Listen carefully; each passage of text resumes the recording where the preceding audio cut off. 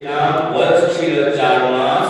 রব্বুল আলামিন কর্তৃক নির্দেশিত একজন ফেরেশতা এসে তাকে বিপদ করে রেখেছে।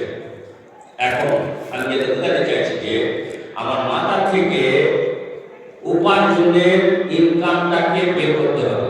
এবার উপার্জন করবো না এর অর্থ নয়, এর অর্থ হলো এক্ষুনি আমরা দ্বিতীয় রাকাত এবং চতুর্থ রাকাত নামাজে একটা দোয়া করলাম। কি বললাম? আত-তাহিয়াতু লিল্লাহি ওয়াস সালাওয়াতু ওয়াত তাইয়্যিবাতু। আত-তাহিয়াতু যারা এখানে আলেম আছেন তারা বলছেন এখানে আলিফ লাম শব্দটা ইস্তেগরাকি আছে। এর মানে হলো যে সার্বিক মৌখিক ইবাদত কার জন্য হলো? আল্লাহ তাআলার জন্য হলো। ওয়াস সালাওয়াতু এবং সার্বিক শারীরিক ইবাদত আল্লাহ তাআলার জন্য। আমার বিষয় এটা হলো আত-তাইয়্যিবাতু সার্বিক আর্থিক ইবাদত আল্লাহ তাআলার জন্য। কেন আমার অর্থের ইবাদত আল্লাহ তাআলার জন্য হবে? বুঝাতে চাইছি যে এই অর্থটা প্রকৃতপক্ষে আমি মালিক নয়।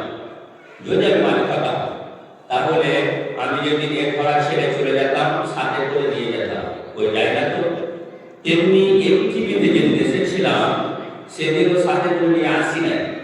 তাহলে আমার যে সম্পদ, এখন আমি যে সম্পদ আছে আমার, এটার মালিক কে হলো? আল্লাহ তাআলা বলেন। এ মালিক কে বানিয়েছেন? আল্লাহ তাআলা বানিয়েছেন। এখান থেকে যদি আমরা ধরে নিই, যদি কেউ ভাবে যে I shall be a rich man, আমি একজন অনেক বিত্তশালী হব, বড় লোক হব, সে কি পরিশ্রম করলে বড় লোক হবার অসম্ভবভাবেই সে কি বড় লোক হতে পারবে? নেবা, কখনোই না। এটা হলো সৃষ্টিকর্তার ব্যাপারে আমাদের আকীদা, আমাদের মতাদর্শ, আমাদের বিশ্বাস। যখন আমি মায়ের পেটে ছিলাম, বয়স ছিল 40 দিন, রব্বুল আলামিন নির্দেশিত একজন ফেরেশতা আমার রিজিক লিখেছেন, মানে আমার সম্পদ লিখে দিয়েছেন, আমি কত সম্পদের মালিক হব। যখন লিখে দিয়েছেন তখন আমাকে এটা মাথা থেকে বার করতে হবে। এবং বুখারী রাহিমাহুল্লাহ সহিহ বুখারীতে বেশ কয়েক পারিহার ছেড়ে দিয়েছেন। দেখেন তো সেই বলেছে কিনা, ইয়াতি আলা নাসে জামান, লোকেদের কাছে একটা যুগ আসবে, লা ইউবালিল মারউ, মানুষ ব্যবহার করবে না, আখাদা মিনাল হালালে আম মিনাল হারামে, যে সে উপার্জন করছে হারাম থেকে না হালাল থেকে। একজন মানুষ কেন হারাম থেকে উপার্জন করে? ওই যে ওর মাথায় কি আছে? আল্লাহ ইন্নাল্লাহা হুয়ার রাজ্জাকুল যুল কুওয়াতিল মাতিন, আল্লাহ তাআলা শক্তিশালী রিজিক দাতা, এটা ও জানে না। ঠিক এরকম একবার খুবাইব রাদিয়াল্লাহু তাআলা আনহুকে বানু হারিস গোত্রের লোকেরা ধরে নিয়ে আসলেন। ধরে নিয়ে এসে হাত পা শিকলে বেঁধে রাখলেন। ক্বালা বা'দু বানাত বানি হারিস, বানি হারিসের কয়েকজন মহিলা সেখানে পুরো চলে দেখলো যে ফিয়াদিহি ইনাদুন তাজিব, খুবাইব তার হাত পা বাঁধা আছে, তার কাছে তাজা আঙ্গুর আছে, আর সে তাজা আঙ্গুর খাচ্ছে। ওই মহিলাটা নিজে বলেছিল ইন্নাহু লা রিজকুন রাযাকাহুল্লাহ, এটা হলো রিজিক যা আল্লাহ তাআলা দিয়েছেন। একটা লোকের চার পায়ে শিকল দিয়ে বাঁধা আর তিনি তাজা আঙ্গুর খাচ্ছেন, এটা কে পাইতে পারে? ইন্নাল্লাহা হুয়ার রাজ্জাকুল যুল কুওয়াতিল মাতিন, যথার্থই আল্লাহ তাআলা শক্তিশালী রুজিদাতা। সুতরাং রুজির চাবিকাঠি আছে ওপরে, যদি নিচেওয়ালা থাকতো আর আমি যদি অন্য পার্টি করতাম, আর যে পার্টি সরকার আছে তখন কি বলতো? ওই পার্টি যারা করবে তাদেরকে খাবার দেব না। এটা আল্লাহ রাব্বুল আলামিনের কত বড় অনুগ্রহ, কত বড় অনুগ্রহ যে রুজির দায়িত্ব তিনি পৃথিবীবাসীর হাতে দেননি। কার হাতে রেখেছেন? নিজের হাতে রেখেছেন। এবং কখন রেখে দিয়েছেন? যখন আমি মায়ের পেটে ছিলাম, বয়স ছিল 4 মাস, তখন রেখে দিয়েছেন। ওয়া আমালাহু, এবং তিনি লিখেছেন 2 নম্বরে আমল, কি কাজ করে খাবো তাও লেখা আছে। এই জন্য আমি যে কাজটা আমার জন্য সহজ হবে আমি সেই কাজটা করবো, কারণ জানতে হবে সেটা আমার জন্য লেখা আছে। আজালু, কখন মরবো তাও লেখা আছে। সাকিবুন আম সাইদুন, আমি খারাপ হবো না ভালো হবো তাও লেখা আছে। প্রশ্নকারী প্রশ্ন করবে যে খারাপ হবো তাও লেখা আছে, ভালো হবো তাও লেখা আছে, এখানে আমাদের কি দোষ? ফাআলুল লিমালিক, তিনি যা চান তাই করেন, আমার ভালো লাগুক চাই না লাগুক রব্বুল আলামিন কি করেন? তিনি যা চান তাই করেন। আমার ইচ্ছা ছিল যে আমি অনেক বড় লোক হবো, কিন্তু এটা আমার হাতে নাই। রব্বুল আলামিন এটা কি করেছে? নিজের হাতে রেখেছেন। এই জন্য আমি আমার যে সম্পদের মালিক, এই সম্পদটা আল্লাহ রাব্বুল আলামিন করেছেন। এখন আমরা কত গার্জেন আছি যারা একটু দাদাগিরি দেখায়, কার উপরে? সৃষ্টিকর্তা আল্লাহ রাব্বুল আলামিনের উপরে। কিভাবে? যদি কোনো সন্তান আমার কথা না শুনে, আমি ওই সন্তানকে বাদ দিয়ে আমার সম্পত্তি অন্যান্য সন্তানদের মাঝে লিখে দিই। কেন? আমি ভাবি যে ওই সম্পদটার মালিককে আমি।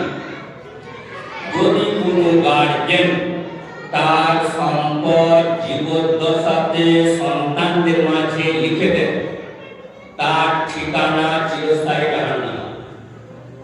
যদিও লোকটা কাজ করেছে, যদিও লোকটা রোজা রেখেছে, যদিও লোকটা কাজ করেছে। দলিল সূরা নিসা আয়াত নম্বর 13, আয়াত নম্বর 14 আল্লাহ তাআলা বলেন, তিলকা হুদুদুল্লাহ, এগুলো হলো আল্লাহ তাআলার সীমা সমূহ। কোনগুলো? আমার কাছে যে মাল আছে, আমি যখন মরে যাব, আমার মাল ছেলে মেয়ে স্বামী স্ত্রী পিতা মাতা ভাইরা বোনরা কে কত পাবে, যে আল্লাহ দিয়েছেন তিনি ভাগ করে দিয়েছেন। কে ভাগ করেছে? তিনি দিয়েছেন, তিনি ভাগ করে দিয়েছেন। এখন আমি দাদাগিরি করে কি করলাম? নিজের মাল মনে করে কোনো বেটা, যে বেটা কথা শুনলো না, সে বেটাকে বাদ দিয়ে অন্যান্য বেটা, অন্যান্য বিড়িদেরকে আমি কি করলাম? লিখে দিলাম। এর নাম হলো, এগুলো বলার পরে আল্লাহ তাআলা বলছেন তিলকা হুদুদুল্লাহ, এগুলো আল্লাহ তাআলার সীমা সমূহ। আবার আপনাদের বলে রাখি যে আল্লাহ রাব্বুল আলামিন এই যে সম্পদ তার, এটা একটা জ্বলন্ত উদাহরণ যে তিনি নিজের সম্পত্তি ভাগ করে দিয়েছেন। যে কোনো পাবলিক যদি তিনি চান যে আমি আমার সম্পত্তি আমি মরে যাওয়ার পরে কে কত পাবে, তাহলে আপনি নিজেই ভাগ করতে পারবেন। আল্লাহ রাব্বুল আলামিন এত নিট ক্লিয়ার করে বলেছেন। কোথায় বলেছেন? কুরআন কারীমের 3টে জায়গাতে। সূরা নিসা আয়াত নম্বর 11, আয়াত নম্বর 12, আয়াত নম্বর 176। এই 3টে আয়াতে বাংলা তর্জমা করবেন। আর তিনি আপনার সম্পত্তি, যে সম্পদ আপনার কাছে আমানত আছে, এই সম্পদ আল্লাহ তাআলা ভাগ করে দিয়েছেন। কে কত পাবে আপনি নিজেই বুঝতে পারবেন। এখন আল্লাহ তাআলা ভাগ করে দেওয়ার পরে আপনি সন্তানদের মাঝে দিচ্ছেন, এর অর্থ কি হলো? আপনি সৃষ্টিকর্তার আদেশের উপরে হস্তক্ষেপ করছেন। এই জন্য সৃষ্টিকর্তা আপনাকে কি করবে? চিরস্থায়ী জাহান্নামে রাখবে। তিনি বলেন তিলকা হুদুদুল্লাহ, এগুলো হলো আল্লাহ তাআলার সীমা সমূহ। ওয়া ইউতিল্লাহ ওয়া রাসূলাহু, যে ব্যক্তি আল্লাহ এবং তার রাসূলের আনুগত্য করলো, এর মানে হলো জীবদ্দশায় ওই সম্পদ যেটা তার কাছে আমানত রাখা আছে বন্টন করলো না। ইউদখিলুহু জান্নাতিন তাজরি মিন তাহতিহা আনহার, তিনি তাকে প্রবেশ করাবেন এমন জান্নাতে, যে জান্নাতের নিম্ন দেশ থেকে নদী প্রবাহিত। ওয়া যালিকাল ফাওজুল আযীম, এবং এটা হবে মহাসাফল্য। তারপর বলছেন ওয়া মাইয়াসিল্লাহ ওয়া রাসূলাহু, যে ব্যক্তি আল্লাহ এবং তার রাসূলের অবাধ্যতা করলো, ওয়া ইয়াতাআদ্দা হুদুদাহু, এবং তার সীমাকে লঙ্ঘন করলো, ইউদখিলুহু নারান খালিদান ফিহা, তিনি তাকে প্রবেশ করাবেন জাহান্নামে, ওয়াদিন থাকবে।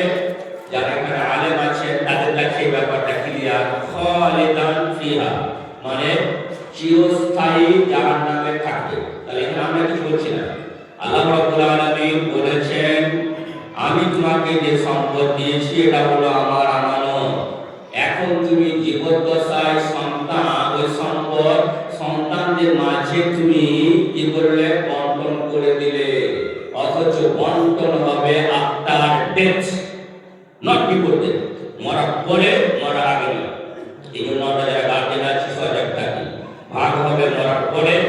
আপনি ভাগ করবেন না, ভাগ যে আল্লাহ দিয়েছেন সে ভাগ করবে, আপনি ভাগ করার কেউ নয়। আপনি যদি ভাগ করার হতেন তাহলে আপনি যেদিন দুনিয়াতে এসেছিলেন মা নিয়ে আসতেন, আসেনি তো, যেদিন ছেড়ে যাবেন নিয়ে যাবেন না।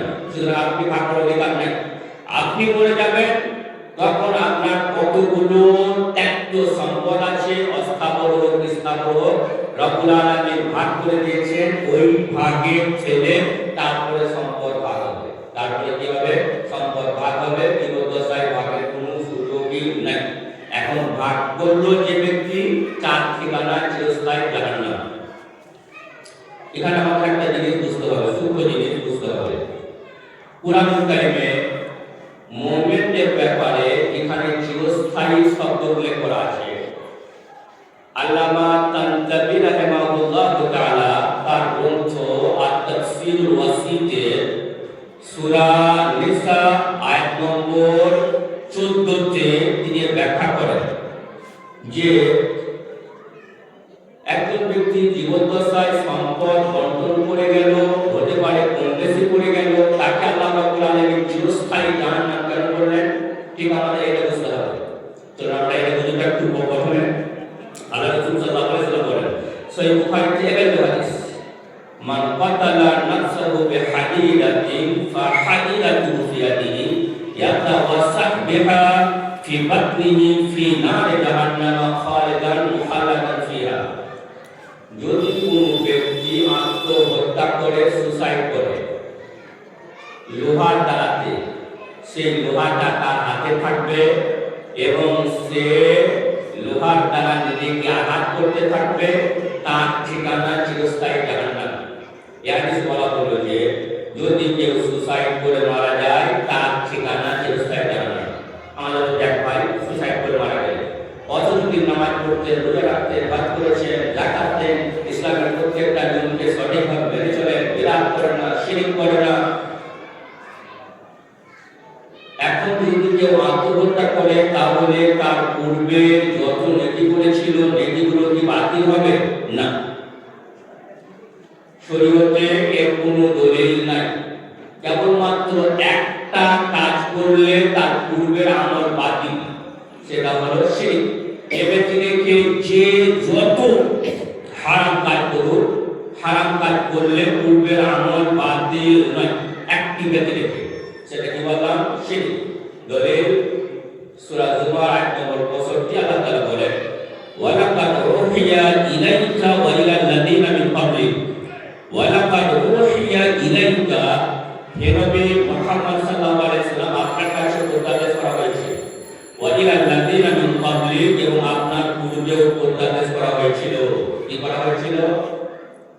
লাইন আশরাকতা, যদি তুমি শিরক করো, লা ইয়াহবাতান্না আমালুক, তোমার সব আমল বাতিল হবে, ওয়ালা তাকুনান্না মিনাল ফাসিরিন, এবং তুমি ক্ষতিগ্রস্তদের অন্তর্ভুক্ত হবে। এই আয়াত আল্লাহ রাসূল সাল্লাল্লাহু আলাইহি ওয়াসাল্লাম কাকে সম্বোধন করে বলছেন? আমাদের রাসূল মুহাম্মদ সাল্লাল্লাহু আলাইহি ওয়াসাল্লামকে সম্বোধন করে বলছেন।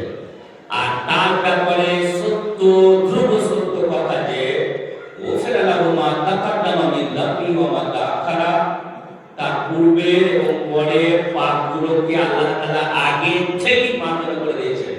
একমাত্র বিশ্বের ব্যক্তি যাকে আল্লাহ তাআলা তার পরের গুনাহ, পূর্বের সব পাপগুলো কি করে দিয়েছেন? মাফ করে দিয়েছেন। তিনি বলেন আমাদের রাসূল মুহাম্মদ সাল্লাল্লাহু আলাইহি ওয়াসাল্লাম। তাকে ধমক দিয়েছেন, লা আশরাকতা, যদি তুমি শিরক করো, লা ইয়াহবাতান্না আমালুক, তোমার সব আমল বাতিল হবে। এখন তুমি জানেন এখান থেকে, আমি যদি শিরক আকবার করি, মানে বড় শিরক করি, তাহলে আমার কি আমল হলো? আমার পূর্বের যত আমল সব বাতিল হলো। এখন আমি জীবদ্দশায় সম্পত্তি সন্তানদের মাঝে লিখে গেলাম, আল্লাহ রাব্বুল আলামিন যাতে বড় সাইকেলকে আগে চলে এটা আব্দুল হামিদ পাকিস্তান এত বড় আলেম কিছু বলতে মানায় নাকি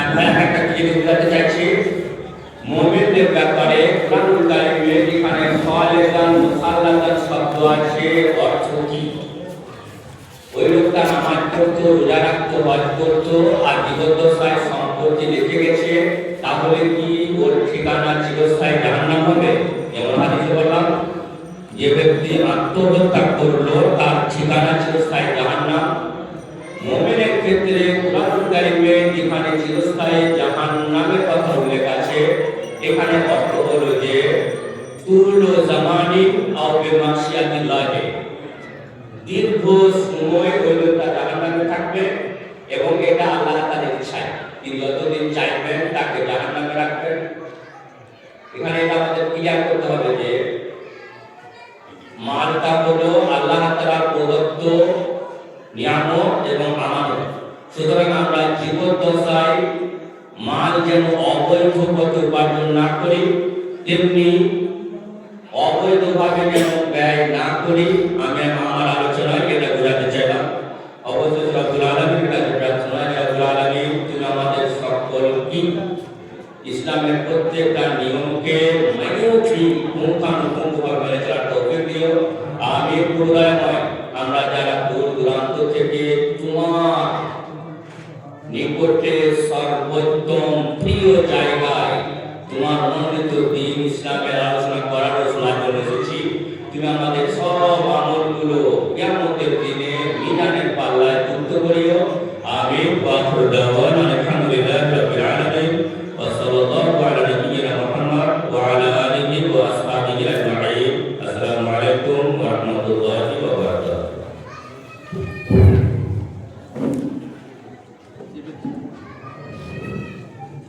এখন আপনারা দেখতেই পাচ্ছেন যে আমাদের সামনে উপস্থিত হয়ে গিয়েছেন শেখ আব্দুর রহমান আদিল আল মাদানী আমাদের হ্যান্ডেলে আপনি দেখেছেন